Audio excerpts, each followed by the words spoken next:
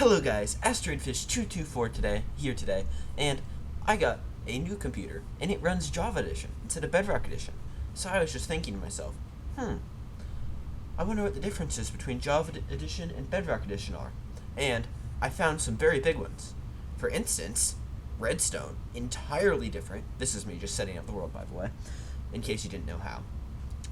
The PvP, totally different. There is snapshots now. Also, you can't edit the world while playing it. And most of all, it's a decent game. No, I'm kidding. There's also hardcore. So that is what I am going to be teaching today. As you can see, here is my hardcore world. It's not a great spawn. I'd prefer a plains or an oak forest. And my first thought was, I want to go punch one of these dogs because I'm just like that. But then I decided, you know what? I have nothing. I should probably mine some wood.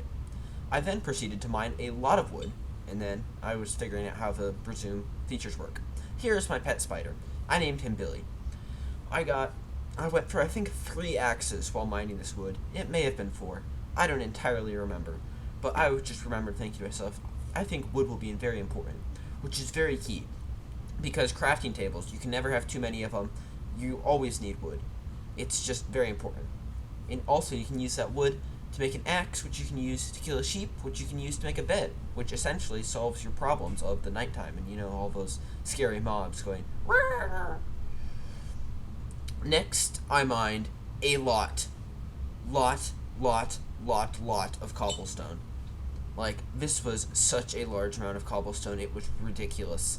But I did it because cobblestone is so useful in the Nether. It's probably the best Nether material for bridging, because Netherrack is so easy to get, but it's just really, it takes forever to mine. No, Netherrack gets blown up by gas really easily. Cobblestone takes significantly longer to mine, but it's worth it since this is hardcore, You die and you go back to spectator mode, which isn't exactly the most epic thing ever. As you can see now, I'm working on getting gravel. Because gravel, I can get flint. And flint is a very important part. It can be used to make arrows, which is necessary for, consistently taking down ghasts. You can quite technically take down ghasts in other ways, but it's the best way to consistently do it. It's also useful for flint and steel and arrows, so you can consistently take down ghasts. As you probably saw a moment ago, there was a enderman over on my left. Here is a strategy I'm going to be teaching. Don't attack mobs at all until you have at least full iron armor. Skeletons, deadly. Enderman, lethal. Blazes are just the end. I would not recommend fighting a blaze, basically, ever, until you have full iron armor. Well, I don't know why you'd be going into Nether without full iron armor. But if it breaks, just get out. Another tip for you guys. Get lots and lots of food. While you're in the Nether, while you're mining gold and trading with piglins to get ender pearls, it's really easy to run out of food. So I would recommend getting at least half a stack of food. I made this mistake in this world, and that's one of the reasons I ended up dead. Because I had to kill zombie pigmen for food because I was lost in the Nether. That's how desperate I was. Now I run over here to where I've made one of those very cool portals using the lava water technique.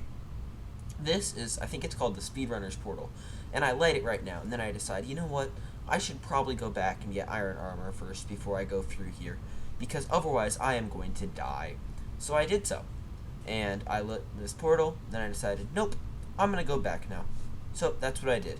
And now, as you can see, I am back here, and I have full iron armor, a shield, an iron sword, an iron axe, an iron pickaxe, my flint and steel. I am ready to go. I have 7 steak. Now, I made a mistake. I had 10 pork chops back over there, but I didn't take them. So that was probably foolish of me. Now, here you can see that I ended up in the Nether biome known as, what is this? I don't know, but it's the Basalt Delta. Probably one of the worst biomes for hardcore because there's lava everywhere. I know it's the Nether and there's lava, but there's just tiny pockets of lava in random spots. Magma cubes are such a nuisance, and I've died so many times to them, which is going to sound really dumb because I probably shouldn't die to magma cubes with the amount of skill I have at this game. But I do, because you just get swarmed and they spawn everywhere. Probably what you're looking for is you want a Nether Wastelands or one of the blue forest biomes. The red forest ones aren't great, because, you can get food from the hoglands, but they're pretty hard to kill without good stuff, because one hit and they do 4 hearts of damage. So I generally prefer one of those 2 biomes. The Soul Sand Valleys, I would like them, except the amount of ghasts there is just ridiculous, and ghasts are just a recipe for disaster. As you can see, I attempt to parkour around and just look in every direction, but I'm kind of struggling here. You can't see it, but I have my render distance to the max that I can, and as a result, my frame rate is really rough. Like, it's not actually, like, I can't even see very far thanks to, like, the gray smog. I think that's what it's called, smoke, I don't know. But now it's time for tips, because I died right there. About, like, an hour later, I had found a Nether Fortress, but I ended up dead. So here's my tips for you. A. Always be prepared. 99% of deaths are from lack of preparedness. Have a water bucket with you at all times. Once you have potions, bring potions around with you. If you have Silk Touch, keep an Ender Chest with you. That's just like an extra inventory that you get to carry around with you. Slow falling potions are good for fighting the Ender Dragon, because if you're really bad at MLG water buckets like me, you can use those to essentially cheat death, which is pretty epic. What else is really important? Enchantments, I would say, are not too important till later game, because in this game, if you use an axe, because it's Java Edition, axe is just do insane damage anyways. So just to beat the Ender Dragon, I don't think you'll need enchantments, but never hurts. Prot 1 is very nice. Feather Falling 4 would be really helpful for, negating fall damage. Biome-wise, if you can find a village, that'd be great, because those have those hay bales, which have so much food. And food is just one of the easiest ways to die in this game. Now, I'd like to thank all of you for watching this video. If you learned something about Minecraft Hardcore, maybe consider subscribing or liking the video.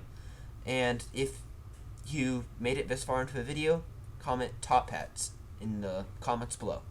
Thank you. Bye.